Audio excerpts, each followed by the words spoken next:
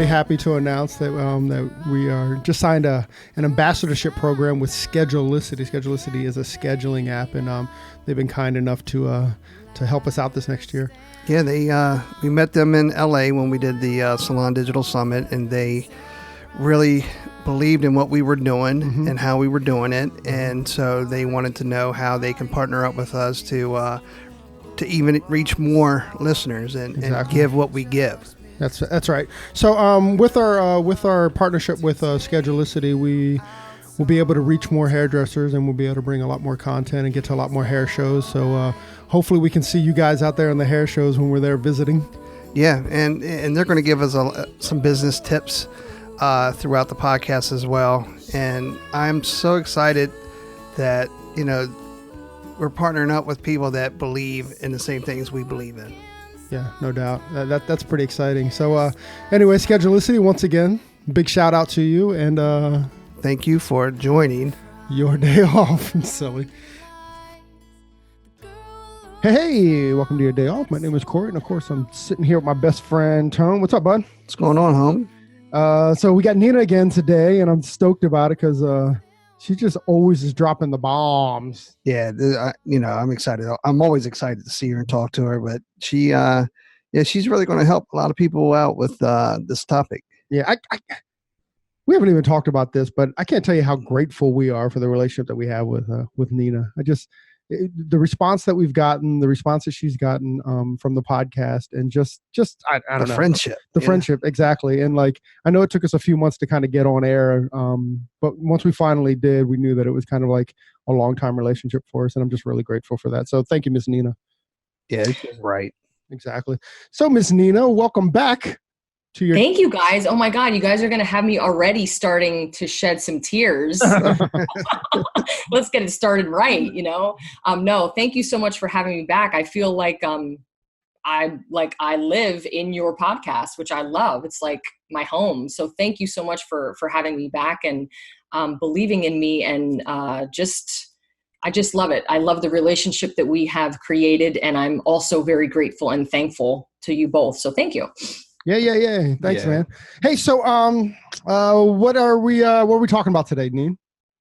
Ooh, we're going to talk about the good stuff. So we're going to talk about decreasing your expenses. I'm going to give just a couple tips on how you can decrease your expenses, because this, we're so tight when we talk about profit margins in this business. We run so tight, whether you are a suite owner or you're a renter or you are a commissioned salon owner, there's really not a lot of room for error. And so every single dollar counts. I think that's going to be my tagline, because I swear I say it like 150 times a day. Every single dollar counts. And so I just want to give a couple tips today for everybody to decrease their expenses, pay more attention to things, really staying on budget and being mindful when it comes to budget, and really kind of just kick off. And I mean, can you guys guess where everybody is spending or overspending the most? Like, what area would you guys say it would be? I mean, it would have to. I mean, everyone always complains about like color waste, right? Like that's what I would guess. I mean, that's what been pounded in our head our entire careers. Even product, right? I mean, because I don't do color. Corey's my colorist, so he would know that more than I. But yeah, I mean, even like just back bar color or like back bar product. Yeah, I mean, just product in general. But yeah, back bar tends to be a big one for me. Oh yeah. So yeah, I mean, you both hit it. So there is a ton of color waste, which when there's color waste, then that means that the owner is spending so much more money on color. So it's back bar. So where people are overspending are their consumable items. So back bar, color, foils, but mainly color and, developer, lightener, things like that. And even if they're supplying their own leaders and, shampoo and conditioner, that's part of this category. So that's one part where people are overspending, but also it's the retail. Retail is such a money sucker, because you think of all of the money that's just sitting on a shelf, and that's money just being wasted, right? When retail isn't being sold. And when when you have a salon owner or an owner or a renter, a suite owner or renter that's going out and they're not on a consistent ordering cycle, they're going to the beauty supply and literally like a kid in a candy store every other day, like, oh, I need a couple tubes of this, or I need a couple tubes of that, or I need, some hairspray. And it's just doing that a couple days a week, you're overspending. So the retail side is one area of problem. And then we also have the consumables and back bar color. It's like kind of going to the grocery store when you're hungry, right? Yes. You'll end up buying a whole lot more than you really need. Depends on your budget there too, right? Yep. Yes, absolutely. Or it's like going to Target to go get paper towels, and then $300 later, right? You come out of oh, look at that new cool brush. Or look at that cool... Exactly. Yeah. So those are the two areas. So I'd like to give some information, maybe some organizational skills, if you will, in budgeting, and some percentages too, if we can talk about that, to help suite owners, renters, and then the commissioned salon owner to pay attention and be mindful of what their budget is. So then they are aware, like, this is what I have to spend and I really can't go over. So that's kind of what I wanted to talk about today. Yeah, let's get into it. So how do you want to tackle this? Do you want to kind of go like where the waste is and go, like a line item kind of thing?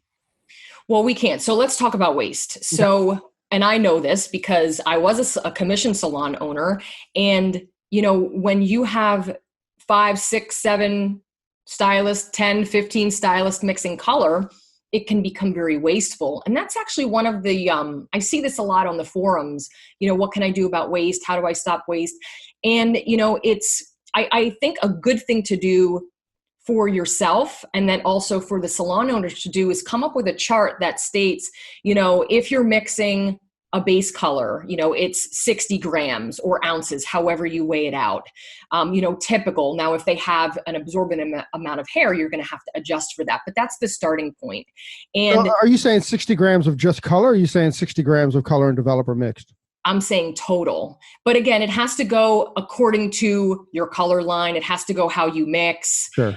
We always did ours total. So color and developer mixed would be 60 grams for us. But it's going to vary in your salon, based on what you're using and how you weigh out your color. Sure.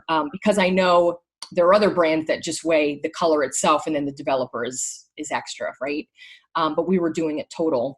And so having a chart out, that really helps, how many scoops are you using and what's included in your pricing for lightener, for highlights. If they have, is it 2 scoops that is pretty standard for a partial or for a full or for a balayage, having a list of that out. It's going to vary, of course, but these are just starting points. We actually, we know a salon, what they do is the actual salon weighs out like 1 scoop and puts it in like these tiny, like mason jars. And then they just kind of hand them out. And then, so whenever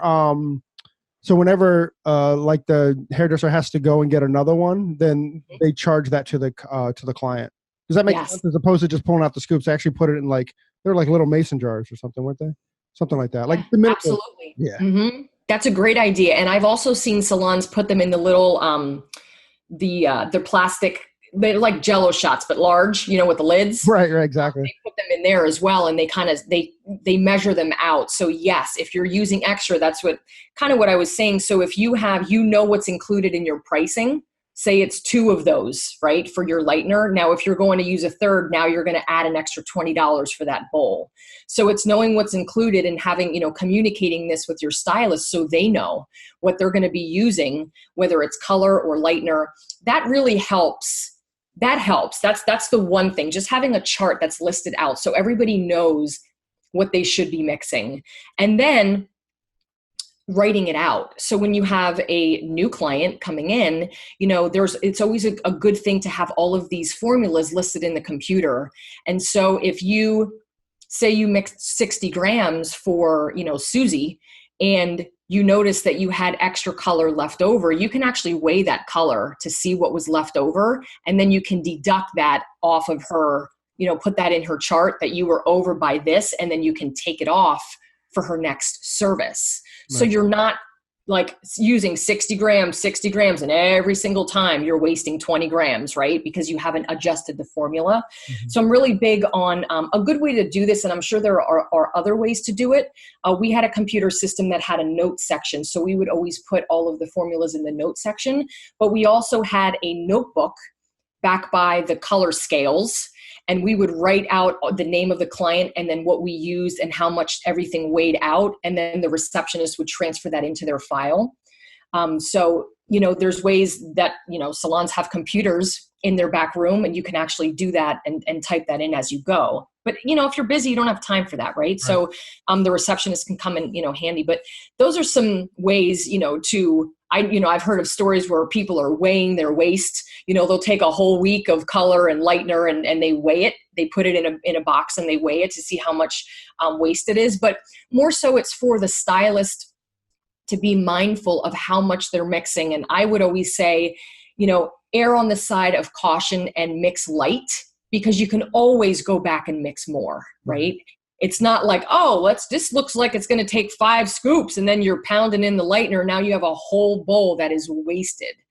And I know salon owners, believe me, I know your pain, because I would see waste and I'd be like, cha-ching, cha-ching, like I'm just seeing dollars, right? Like going down the drain. So I get that. So those are 2 tips that you can do for waste. On that, I got the greatest piece of advice from a guy that actually Tony and I worked for named Reg Laws. And what Reggie told me, and again, it sticks in my head all the time whenever I mix color, but he said, whenever you over mix color, whenever you're throwing color away, the only people that are making money are the color companies. The salon's not making money at that point. You certainly aren't making money at that point. And literally every time I mix up a bowl, that's kind of someplace in my head about like, okay, let's be conservative on how much we mix. And I still feel like I mix too much, and I'm actually pretty good at it. Yeah, as a commissioned stylist, I don't think I truly appreciated this advice until I became a suite owner myself, right? So Completely. If you can become, as a commissioned stylist, mindful of the salon owner and his expenses, that just creates a lot more profit for everybody. You know what I mean? Because you're going to see that in your shop. Completely. I mean, like Nina said, most salons or most businesses really run run really tight. There's just not a lot of money there. So if they can save, and by the way, color's only getting more and more expensive. It's almost $10 a tube now. Think about how many $10 tubes are wasted, like she said, at the end of the week. Wow. It's getting really, really crazy. The cost of that stuff. Okay. Absolutely. So consumables, what other consumables should we be aware of? So obviously the main problem with overspending is color tubes, because if you have the mentality of, okay, we have 5-7 ends on the shelf and we use 2 for the month. So we're going to take those 2 off, boom, they're done. We use them. And now we're going to reorder 2 because we used 2, right? This is how we function. And a lot of it has to do with being busy. But what I recommend doing is every quarter is pulling your reports to see how many color tubes you're actually using against what you're ordering, and either increasing or decreasing the on-hand quantities of your color. So if you have a tube like, say, 8RC. 8RC was a color that we never used. We had it on the shelves for years, right? And early in my days, as I was doing the same thing, I was pulling a tube and I was restocking it. I was pulling it and restocking it until I started to get on the system. And if you have 3 8RCs and you're never using them, and then 1 month you use one of those tubes, don't restock it, because you're not using the rest. There's 2 tubes that are sitting there and they'll probably be there for a year, right? So every quarter, it's great to go through and see what you're ordering and what you're actually against what you're using. That way you are decreasing, like for the fall months, when you get into the 4 ends, 5 ends, the mochas, the 3 ends, the deeper, richer colors, you may have to increase those quantities on hand if you start to notice that you're running out of them. And it's being consistently on top of it, so you're not just filling tubes. So now you have all these 8RCs that are sitting on the shelf, and it's wasted money. It's dollars that could be used in other areas that you need that money to be used in, is what I'm saying. Do you have any systems in place, or do you use any systems or recommend any systems that for tracking what you're using? So I know there are a lot of point of sale systems now that you can actually track your color tubes. And, I personally didn't use that because I didn't have my consumable goods that were in my computer system. But now there are systems that are allowing you to do that, where you can track, the color tubes that you're using. And it's one of those things, because it's not like you can scan the color tubes now, they're barcoded. But if not, you would have to really do it manually. Right? People are you can take tabs off, every time you use a color tube, you take the tab off, you throw it in a bin. So now you can see what you're using for the month, but that's not really that may be telling you what you're using for the month, but you also have to look and see what you're ordering too, and what your on-hand quantities are. But I know point of sale systems are very, very helpful in keeping those color tubes and lightener and developer and all of that, on point. So you're not overspending. But back to what she was saying earlier, as she was talking about, taking one tube off, and if you don't use it, you don't necessarily need to order it. I do that with product all the time, because I got to have a certain amount of each one on the shelf, and you know what I mean. And then there's one or two, three products, because you have the whole line that you don't necessarily sell that much. And then, but when there's one missing, I order one just so I have. I'm so guilty of that. I mean, even like when she said, like, when there's money on the shelves, it's money out of the business, right? I don't know if she said that, but I just gave you that quote. No, it's truth. Yeah. If it's on the shelf, it's out of the business. Like as a colorist, I have pucks that I've had on my retail thing that I've never sold in 3 years. Yes. And I'm immediately I'm thinking, like, do I just get rid of the pucks? But like you said, like, I kind of like the way it works in the, lineup. Right. It's true. It's true. If you have, like, I'm very, I kind of have OCD tendencies. So I know exactly what you're saying. When you have that little hole, when you take that bottle off the shelf, right? I would always go up, and I had all my team doing this too. Like, guys, when you sell one, make sure you move it up so there's not a hole in there. But it's that thought of thinking, oh my God, we sold one. What if we run out of them? Now everybody's going to want these pucks, right? And it never happens. And so it's the feeling of having all of the retail that we need. But in all actuality, those are dollars that could be put into other parts of your business. So into what you're saying, Corey, about the pucks. And let me tell you, I know about them because they used to sit on our shelves too. And what I recommend doing for that is every quarter, every 3 months, you go through and see, what you're selling and what you're not selling. And I can tell you this, if you have not sold a product in 90 days, you need to move it. Move it or lose it. I just posted about this in my Facebook group for my salon owners.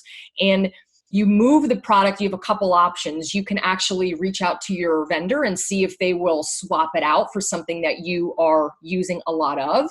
You can blow it out. You can do a 30% off sale and put it, as a impulse item on your desk to sell it, and see how that goes first. And if you're not moving it in a couple weeks, then blow that baby out, 50% off, just move it, just so you can recoup the money that you spent on the product. So that way you can take that money and put it back into your business. But retail it's so tough, because we want our shelves to look full. Nothing is worse than seeing a salon with retail shelves that are empty. However, you do have to stock your shelves with things that are moving. So you're constantly making money, and that money, I know salons that have thousands and thousands of dollars that are just sitting there. That money could be used in marketing or advertising or education for your team. So just things to be mindful of when you're thinking about that. I love that. Mm-hmm. A couple other ones that I know are challenges, like what Tony said, was like back bar and like foils. Can we attack those? Yeah. Back bar and foils. So, in terms of this is a tough one. Again, it's the on-hand quantity. How many boxes of foil are you going through in a month? And it depends. If you're in a suite, you have better control of that quantity control, because it's just you. But when we're talking about a commissioned salon owner, when you're managing 6, 7, 8, 9, 10 people, you're going through foils. You have to really be mindful of how many boxes you're going through, and you should really have either an Excel sheet or a list from your product company that you have all of your foil, your cotton, your waxing sticks. Everything should be itemized out on there, and you should have an on-hand quantity. And typically, it won't fluctuate too much when we're talking about foils, because that's I always feel like buying that in bulk is key. If you can get foils in bulk, do it. Gloves, get them in bulk because it's never going to waste. You're always going to go through them. But just paying attention to your on-hand quantities and knowing how much you're going through every single month so you're not wasting. We're going to look at March's revenue, and we're going to take 6% of that revenue from the month prior. And then boom, now we have our new month that we get to spend, and it's 6%. And guys, you will be so shocked when you see what 6% actually is in comparison to what you're spending. I can make a guesstimate that most of the salon owners that I've been working with, they double. They're spending between 12 and 15% on their supplies instead of that 6. And guess what? Now they're cutting into their profit margins. And like I said in the beginning, we run so tight on the profit margin. So every dollar counts, every percentage counts. Now, I'm not saying you may go over that on occasion. It happens. If you go over and it's 7%, okay. Like if you need stuff, you need stuff. Don't run lean. You don't want to run out of product. Nothing is worse than having a bunch of stylists be so upset because they're mixing 10N and 1N to get somewhere in the middle. You know what I mean? Like that's the worst. But you do have to be mindful and spend your money wisely on the things that you are actually using. That's why you have to pay attention and cut back on the things that you're not using. Now, if we're to jump in and talk about suite owners and renters. Hold on for 1 second.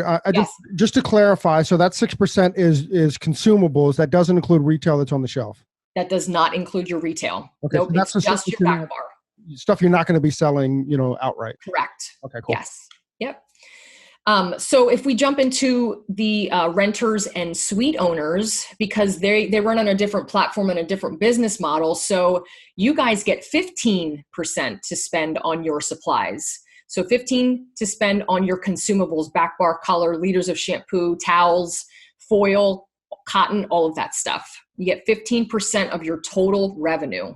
And it's the same thing with the budget. You look at your month prior and you take 15% of that, and that's what you get to spend on your upcoming month. Sweet, man. That's pretty cool. So 15%. I think I need to spend more money, man. Although I'm probably wasting money elsewhere. So it's probably don't get crazy. Don't feel like you have to spend that 15%. Right? Corey's gonna go on a shopping spree and like spend all his money. Like I didn't spend 15% this month. Oh, dude, I know my rent is way over what it's supposed to be percentage wise. So me staying at 6% here might help me out. Right. Right. It is. It's like a seesaw. You're balancing your percentage. If you're spending over in your rent or you're spending over in marketing, then you have to compensate for that somewhere else. So if it really is like a chessboard, you're kind of, where am I overspending? Where can I cut? And then you have your fixed expenses, which don't change, which is typically your rent. You're working around that rent because that's never going to change. And if it changes, it's only going up. It's not going down. Right. So what I do is I buy like actually a year worth of foils January. Bro, was I shocked that foils have gone up 20% this year. I'm sure. They're really, really expensive, man. I was like, what? Like the guy, because I looked at it from last year, what I spent last year. And then I was like, well, why is it so expensive? And then the guy let me know why it's so expensive, but we won't get into that today. That's the other thing too. Can I add something quickly? Yeah, please. Make sure that when you're ordering, make sure that you're ordering and you stay on a consistent ordering schedule. This is the other thing. So this is how we limit going to your beauty supply and shopping every other day or once a week. Stay on an ordering schedule. So if you like to order once a week and that's where you live, then do it. If you want to go bi-weekly or monthly, whatever works best for your business, but stick to it, because you can't just order when you feel like you need something. That's why you are always having to pay attention to your on-hand quantities and increasing and decreasing. But if you go out every week and you order stuff just like on a whim, like, I feel like I need a couple tubes of this today and I'm running it, that's where you get into trouble and that's where you start overspending. So it's just being more mindful and sticking to an ordering schedule.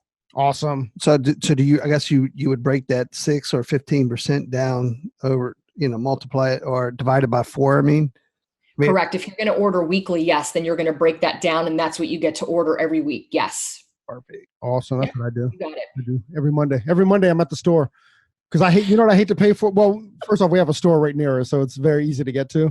But I hate paying for shipping because Shipping, it's like yes. $20 for like whether it's a bottle of shampoo or whether it's $1,000 or $10,000 in two product. tubes of color. Exactly. That's what I'm saying. I know. I hear you. And you know what? If you're going to go to the store, listen, I'm not opposed to you going to the store, but go to the store with your on-hand quantity in hand and a list, knowing exactly what you're spending and that budget in front of you so you don't wander. Now you start to fly off into the retail section where now you're like, oh, I feel like the shelf may be empty. Why don't I buy this? And oh, this is new. It's like you can't control yourself, you know? It's like going into Nordstrom shoe store, like you go nuts, you know? And then all of a sudden everybody's bringing you out all of these things like you should try this and you should try that. You got to stay true to that budget, stick to it, and have a list of what you're purchasing and put your blinders on and just get through it. Okay. All right, salon owner. So what's your conversation with your support team, and what's your conversation with your hairstylist about like not wasting back bar, like as far as like shampoo and conditioners and treatments and stuff? So this is a meeting conversation. You know, I really recommend that you sit down and have a monthly meeting with your team and have the conversation. Okay, listen, guys, this is the product line that we're using. Obviously, it's very concentrated. You really don't need to use 13 pumps for one pixie cut. You know, let's get real about it. So, you know, usually it could be 2 pumps for this or, you know, a couple pumps if they have extra hair. But when you're talking about treatments, those are actually really good to measure out too. So like the little cups that I talked about before, those little Jello shot cups with the lids, right. You can actually measure out those treatments. So you know exactly what your costs are when you're using, you know, for your treatments. So it's not like someone is there pumping, you know, 14 pumps for their treatment, for their conditioning treatment. You can actually have them lined up where, okay, if someone has short hair, they get 1 of those cups. If they have medium hair, they use 2 of the cups. And if they have extra long, thick hair, then they use 3 of those cups. And then you can price it accordingly. But I always find that having everything measured out is key when it comes to these treatments. And just, it really is keeping your team mindful of how much shampoo they're using, how much conditioner they're using. And it really, I mean, we know it's just a pump or 2. That's really all that you need. I mean, if someone has extra long hair, maybe they get an extra one. But I think when you start to see that your stylists are overusing, that's time for a meeting. And that's time to address the situation, you know, with the team as a whole. Management style, would you address just that person, or would you address it as a salon? So great question. If you notice that it is just one stylist that is overusing, I'm a big believer in that. That's kind of like a one-on-one coaching session. Come into my office. Let's talk about this. I noticed that you're overusing a little bit. Let me share, you know, the costs and how we do things here, just so they understand. But if you notice that the majority of the team is on the wagon of overusing, then I would just say, hey, listen, let's just have a little meeting about this and talk about this and really address the situation and share with them. I believe that sharing information like costs with your team are important. I'm not saying go into all detail about what your expenses are and how much you're paying on this and that. But when it comes down to cost of goods in terms of what your pricing is, you know, pricing per minute and all of that stuff and how you incorporate your cost into that, I think it's very fair and honest to share with your team so they know exactly what goes into it. So they don't think that you're just being a pain, right? You're just being that owner that's a pain in the ass. Like, hey, don't use that. Da, da, da, da. You know, I think there really always has to be facts behind it, you know, to back your truth up. Well, once again, Nina, I love that you're the lady with the percentages. I love that stuff, man. I gotta use it. Dude, thanks a lot, man. I think there's a lot to gain out of this. Of course. Thank you. Absolutely. So once again, Nina, thank you very, very much for joining us on Your Day. Please do me you. Hey, so there it is. Hey, this is a message that we've been trying to bring, I don't know, for the last couple of months, actually since we started the podcast. Hey, so if you like the podcast or if you find that it's useful, please leave us a review, a 5-star review on iTunes. Leave us a rating and a review. But if you don't like it, forget about it. Yeah, totally forget about this message. We also want to thank Sarah and Blaine from Pretty Gritty. Sarah and Blaine, they are a band out of Portland, Oregon, and we just want to thank them very much for allowing us to use their song, Pleased to Meet You, on our podcast. That's cool. I think you can find their music on iTunes. Peace and hair grease.